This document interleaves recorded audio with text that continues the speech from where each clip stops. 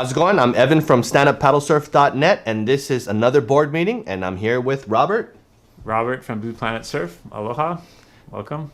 So this is another episode. We're trying a different setting, and this one has air conditioning, so we shouldn't be sweating.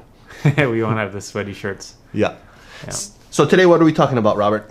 So I wanted to talk a little bit about surfing. Surfing on stand-up paddleboards. A lot of people, want to get coaching on that or, practice stand-up paddle surfing, especially when they come to Hawaii. So I just wanted to kind of talk a little bit about the basics of stand-up paddle surfing, go over it. A lot of people think that because they can surf on a regular surfboard, they can take their stand-up paddleboard out into the surf on their first time out because, they already know what to do. So why not? And they usually jump on. There's people that have surfed like lie down surf, and then think they can do it. Yeah, especially in Hawaii, you're like, oh, I've been surfing all my life, so of course I can just take it right on the surf and start surfing on it, right? Yeah. But it's really kind of a different sport. So, but and those who are pretty good stand-up paddlers too, but they've never been in the surf.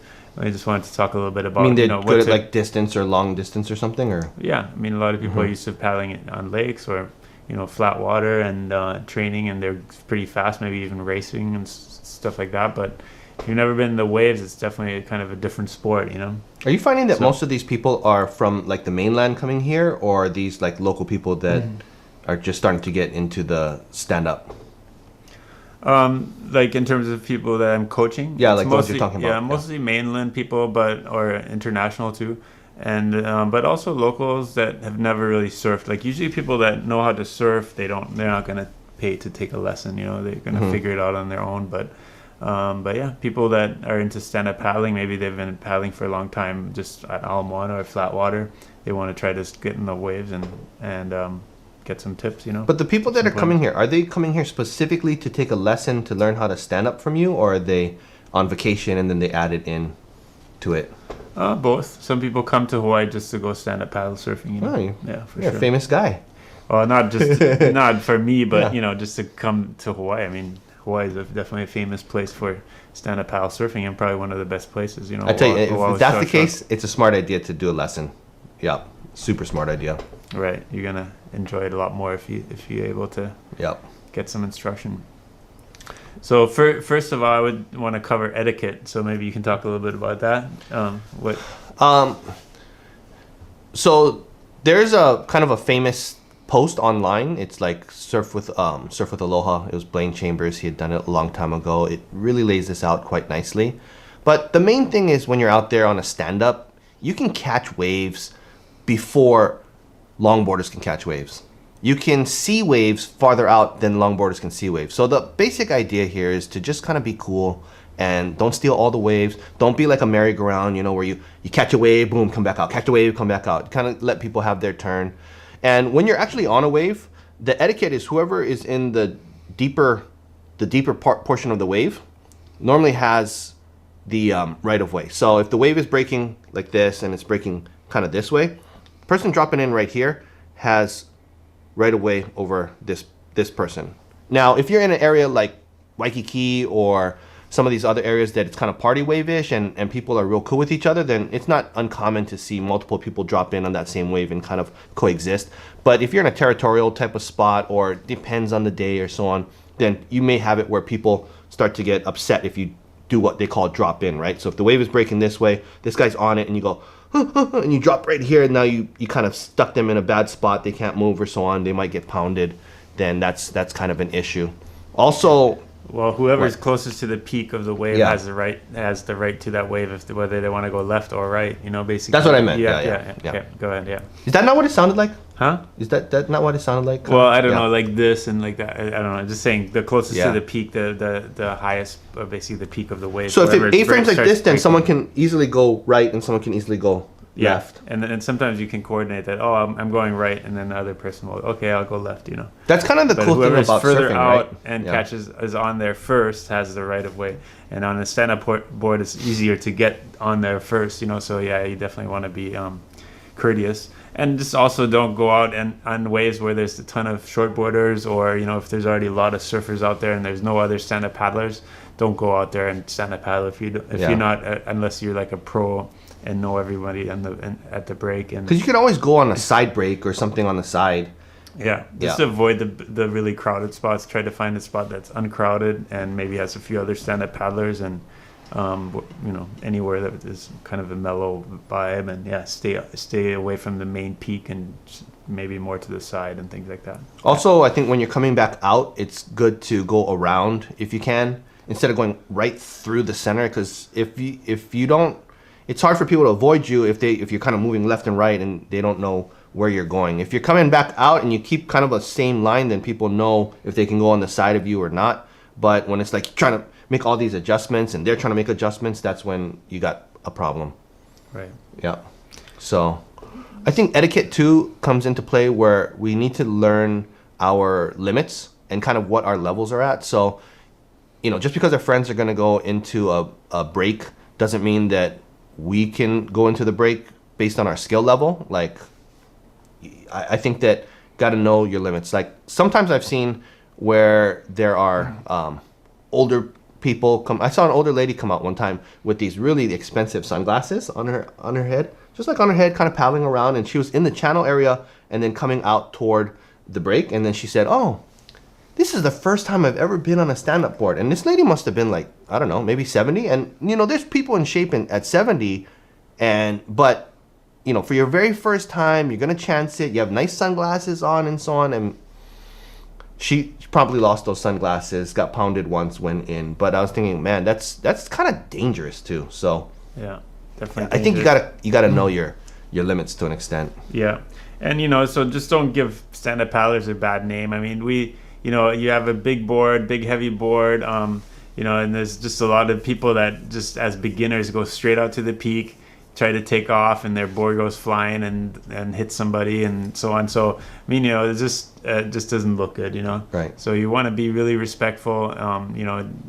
Basically always give the surfers the right of way. That's the way I see it. If somebody wants to take my wave, I'm on a stand-up, someone else is shortboarding, I'll just let them have it. There's plenty of waves to go around, so no need to worry about it or stress about it. I'll just go somewhere else actually. and a lot of times, like when it's busy too, I'll just catch like one wave at one spot and I'll paddle over to another spot and catch another wave there. And don't, as long as you don't want to be the guy that catches all the sets, Yeah. Yeah, because then that's just not good. Also, when you line up, when people are in the lineup, if it's really windy and it's blowing a certain direction, so if everybody's in the lineup kind of like this, and then the wind's blowing this way, if you're on a stand-up, after the wind hits, I'd say about 15, 18 miles per hour, something like that thing can fly. So it catches an edge and it goes, and you can easily take out the people next to you. So you got to be careful of that, because if you're upwind from everybody and then your board flies, chance of hitting somebody is kind of high. So you got to be careful of that and stay, I would say, downwind of people, especially if your balance is not good. Yeah, just know your limits and stuff like that. Because board versus person, typically board kind of wins. Yeah. Okay, so let's assume you found a nice spot that's uncrowded, maybe just a couple other people out, small easy waves, calm conditions. That's kind of perfect conditions to learn in. So let's talk about basically choosing the right spot is super important, where to go. And knowing your limits, don't go out on a super windy day or really rough water where everything's moving around, and where if it's crowded, just avoid those kind of conditions, and especially in the beginning, I think one other thing is that most breaks are kind of like its own little micro community, so people tend to know each other. And if you go in there and you're cool about it, and you try to meet some people and ask them, about the break and what's going on, and you're not stealing every wave, and then people are really, they tend to reciprocate.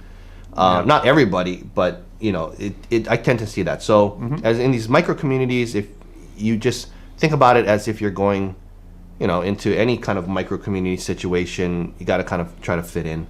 If you try to fit in, you'll do much better than just doing your own thing, because the group ability to stop that is quite a bit greater than one person's ability to overcome it. Right. And 99% of the people out in the water are just out there to have fun and to enjoy it. And if you smile and talk to them a little bit or whatever, everyone's going to reciprocate that. You know, but there's always that 1 or 2% of guys in the water too that are just kind of out there getting their aggro, and they're not out there to have fun. They're just out there to let off some steam, I guess, or whatever. I don't know. Some people are just always angry. It seems Maybe having a bad day. You never know. So and if there's someone's like that, I wouldn't get into an argument with them. Just avoid them or go somewhere else. That's a nice thing about stand-up paddling. You can always paddle over to another spot. And you can catch waves that other people can't catch. You can go to some slopey wave where no one else is surfing really. I'm gonna tell one more story. Yeah, go ahead. So Joe Blair and I, we were out at Sunset, and Joe had like not surfed for a few months, so he's like, "Oh my gosh, I totally need to get a wave." So he got like all aggressive, and he dropped in on a wave, and then he rode and stuff, and the guy was pissed. He's like, "Dude, what's your problem?" This and that. And he's like, "Oh man, I'm so sorry. I wasn't thinking. I know I made a mistake. My bad. I just haven't caught a wave in like 3 months. I'm a shaper." And so and Joe's a good talker, so he's talking to the guy. And the guy's like, "Oh man, no problem. And then the guy was like cheering, go. And so I think if you're cool about it, and then everything kind of seems to work out. It's when you try to get like confrontational. Or lack of respect, then you always got a problem. Apologize. I mean, even if someone drops in on me, if the boards bang each other or whatever, I'm like, "Oh, sorry. Yeah. I don't know. It's like, why get confrontational and aggressive? I mean, to me, it's like going out on the surf is to have fun and relax. So if you get aggressive or confrontational, it's kind of silly. All right, so so just to sum it up real quick, just be respectful if you're stand-up paddling, surfing for the first time. Just go try to find a spot that's uncrowded, that's mellow, small waves, light wind. Those kind of conditions is what you're looking for. If you can't find it, don't go out. Like if it's super crowded, it's really not worth it. You're out there to have fun, so choose the right spot and then be respectful. Don't drop in on anybody, and try to catch waves off to the side, and everybody will have a good time. Right. So surf with Aloha. And then if you're coming to Hawaii, come and hit us up on the Facebook or our websites or on YouTube or something, and surf shop, and can get together and can always go to that Wednesday training session you guys got, or catch a lesson, or just join up with the group. It's always good to get some local knowledge, so hit us up. Yep. Okay, right. So thanks so much for watching this episode of Board Meeting. I'm Evan. I'm Robert. And please give us thumbs up. Please subscribe down below, and we'll see you out in the water. Aloha. Aloha, I'm Chelsea Harden, Miss Hawaii USA. I'm Joanna Leocall, Miss Hawaii Teen USA. Thanks for watching the board meeting. Aloha.